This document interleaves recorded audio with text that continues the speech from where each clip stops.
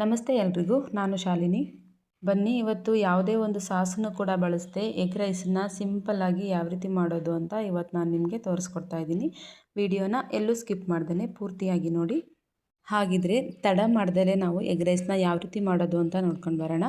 ಮೊದಲಿಗೆ stove on ಮಾಡಿ ಒಂದು ಬಾಣಲಿನ ಇಟ್ಕೊಂಡಿದ್ದೀನಿ. ಬಾಣಲಿಗೆ ಒಂದು 4ರಿಂದ 5 ಚಮಚ ಆಗೋಷ್ಟು ಎಣ್ಣೆನ ಹಾಕ್ಕೊಂಡು ಎಣ್ಣೆ ಕಾದಾದ ನಂತರ ನಾನಿಲ್ಲಿ ಅರ್ಧ ಚಮಚ ಸಾಸಿವೆ, 1/4 ಚಮಚ ಆಗೋಷ್ಟು ಜೀರಿಗೆನ ಹಾಕ್ಕೊಂಡಿದ್ದೀನಿ. ಸಾಸಿವೆ ಚಟಪಟ ಅಂತ ಅಂದಮೇಲೆ ನಾನಿಲ್ಲಿ ಶುಂಠಿ ಮತ್ತು ಬೆಳ್ಳುಳ್ಳಿನ ಜಜ್ಜಿರೋ ಅಂಥದ್ದು ಹಾಕ್ತಾಯಿದ್ದೀನಿ. ನಿಮ್ಮ ಹತ್ರ ಶುಂಠಿ ಬೆಳ್ಳುಳ್ಳಿ ಪೇಸ್ಟ್ ಇತ್ತು ಅಂದರೆ ಅದನ್ನು ಕೂಡ ಹಾಕ್ಬೋದು. ನಾನಿಲ್ಲಿ ಶುಂಠಿ ಮತ್ತು ಬೆಳ್ಳುಳ್ಳಿನ ಜಜ್ಜಿ ಹಾಕಿದ್ದೀನಿ. ಹಾಗೆ ಒಂದು ಸ್ವಲ್ಪ ಕರಿಬೇವಿನ ಸೊಪ್ಪನ್ನು ಕೂಡ ಹಾಕ್ತಾಯಿದ್ದೀನಿ. ಕಟ್ ಮಾಡಿರೋ ಅಂಥ 2 ಈರುಳ್ಳಿನ ಹಾಕ್ಕೊಳ್ತಾ ಇದ್ದೀನಿ. ಈರುಳ್ಳಿ ಚೆನ್ನಾಗಿ ಸಾಫ್ಟ್ ಆಗೋವರೆಗೂ ನಾವು ಫ್ರೈ ಮಾಡ್ಕೋಬೇಕು.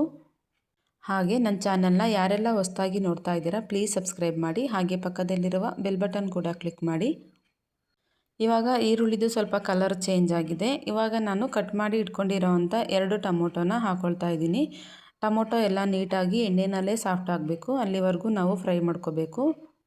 ಇವಾಗ ನಾನು ಇದಕ್ಕೆ ಒಂದು 1/4 ಚಮಚ ಆಗುವಷ್ಟು ಅರಿಶಿನ ಪುಡಿನೂ ಕೂಡ ಹಾಕ್ಕೊಂಡು ಈ ಥರ ಮಿಕ್ಸ್ ಮಾಡ್ಕೊಳ್ತಾ ಇದ್ದೀನಿ.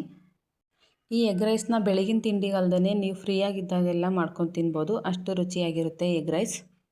ಎಗ್ ರೈಸ್ನ ಮಾಡೋರು ಖಂಡಿತ ಈ ವಿಧಾನದಲ್ಲಿ ಟ್ರೈ ಮಾಡಿ. ನಾವಿಲ್ಲಿ ಯಾವುದೇ ಒಂದು ಸಾಸನ್ನು ಕೂಡ ಬಳಸ್ತಾ ಇಲ್ಲ, ಅಷ್ಟೇ ರುಚಿನೂ ಕೂಡ ಇರುತ್ತೆ. ಇವಾಗ ಟೊಮೊಟೊ ಸ್ವಲ್ಪ ಸಾಫ್ಟ್ ಆಗಲಿ ಅನ್ನೋದಕ್ಕೋಸ್ಕರ ನಾನು ಒಂದು 1/4 ಚಮಚ ಆಗುವಷ್ಟು ಪುಡಿ ಉಪ್ಪನ್ನ ಸೇರಿಸ್ತಾ ಇದ್ದೀನಿ.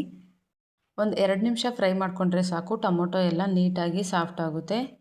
ಇವಾಗ ಟೊಮೊಟೊ ಎಲ್ಲ ನೀಟಾಗಿ ಸಾಫ್ಟ್ ಆಗಿದೆ. ಇದೇ ಟೈಮ್ನಲ್ಲಿ ನಾನು 4 ಮೊಟ್ಟೆನ ಒಡೆದು ಈ ಥರ ಹಾಕ್ಕೊಳ್ತಾ ಇದ್ದೀನಿ. ಒಂದು 10 ಸೆಕೆಂಡು ನಾವು ಹಾಗೆ ಬಿಟ್ಟು ಆದ ನಂತರ ನಾವು ಕೈನ ಆಡಿಸ್ಬೇಕು. ಈ ಥರ ಮೊಟ್ಟೆನ ಪೂರ್ತಿಯಾಗಿ ಪುಡಿ ಪುಡಿ ಮಾಡ್ಕೋಬಾರ್ದು. ಈ ರೀತಿಯಾಗಿ ನಿಧಾನವಾಗಿ ನಾವು ಕೈ ಆಡಿಸ್ಕೋಬೇಕು. ನಿಧಾನವಾಗಿ ಮಾಡ್ಕೊಳ್ಳೋದ್ರಿಂದ ನಮಗೆ ಎಗ್ ರೈಸ್ನಲ್ಲಿ ಮೊಟ್ಟೆ ಚೆನ್ನಾಗಿ ಸಿಗುತ್ತೆ ದಪ್ಪ ದಪ್ಪವಾಗಿ. ನೋಡಿ, ಈ ಥರ ನಿಧಾನವಾಗಿ ನಾವು ಕೈನ ಆಡಿಸ್ಕೋಬೇಕು. ನೋಡಿ, ಈ ಥರ ನಾವು ಮಾಡ್ಕೋಬೇಕು ಮೊಟ್ಟೆನ. ಇವಾಗ ನಾವು ಈ ಟೈಮ್ನಲ್ಲಿ ನಾವು ಮಾಡಿಟ್ಕೊಂಡಿರೋ ಅಂಥ ಬಿಸಿ ಅನ್ನನ ಇದರೊಳಗಡೆ ಹಾಕೋಬೇಕು. ಇವಾಗ ಅನ್ನನ ಹಾಕ್ಕೊಂಡಾದ್ಮೇಲೆ ನಾನಿಲ್ಲಿ ಖಾರಕ್ಕೆ ಅಚ್ಕಾರದ ಪುಡಿನ ಸೇರಿಸ್ತಾ ಇದ್ದೀನಿ, 1 ಚಮಚ ಆಗುವಷ್ಟು. ಹಾಗೆ 2 ಚಮಚ ಆಗುವಷ್ಟು ಗರಂ ಮಸಾಲ, ಅರ್ಧ ಚಮಚ ಆಗುವಷ್ಟು ಧನಿಯಾ ಪುಡಿ, ಒಂದು 1/4 ಚಮಚ ಆಗುವಷ್ಟು ಕಾಳು ಮೆಣಸಿನ ಪುಡಿ, ಹಾಗೆ ಕೊತ್ತಂಬರಿ ಸೊಪ್ಪು, ರುಚಿಗೆ ತಕ್ಕಷ್ಟು ಉಪ್ಪು, ಇಷ್ಟನ್ನು ಹಾಕ್ಕೊಂಡು ನೀಟಾಗಿ ಮಿಕ್ಸ್ ಮಾಡ್ಕೋಬೇಕು. ಇವಾಗ ನೀಟಾಗಿ ಮಿಕ್ಸ್ ಮಾಡ್ಕೊಂಡಾಗಿದೆ. ನೋಡಿ, ಎಗ್ ರೈಸ್ ರೆಡಿ ಆಗಿದೆ. ಇಷ್ಟೇ, ಇದು ಮಾಡೋದು ತುಂಬಾ ಈಸಿ. ಖಂಡಿತ ಎಗ್ ರೈಸ್ ಮಾಡೋರು ಈ ವಿಧಾನದಲ್ಲಿ ಟ್ರೈ ಮಾಡಿ. ಯಾವುದೇ ಒಂದು ಸಾಸನ್ನು ಕೂಡ ಬಳಸದೆ ನಾವು ಈಸಿಯಾಗಿ ಮನೆಯಲ್ಲೇ ಮಾಡ್ಕೋಬೋದು, ತುಂಬಾ ರುಚಿ ಇರುತ್ತೆ. ಇವಾಗ ಪ್ಲೇಟ್ಗೆ ಸರ್ವ್ ಮಾಡಿ ತೋರಿಸ್ತಾ ಇದ್ದೀನಿ.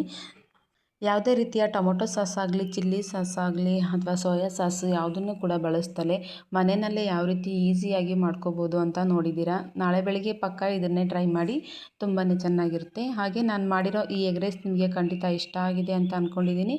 ಇಷ್ಟ ಆಗಿದರೆ ಪ್ಲೀಸ್ ಒಂದು ಲೈಕ್ ಮಾಡಿ, ಶೇರ್ ಮಾಡಿ, ಕಮೆಂಟ್ ಮಾಡಿ. ವಿಡಿಯೋ ನೋಡಿದ್ದಕ್ಕಾಗಿ ಧನ್ಯವಾದಗಳು.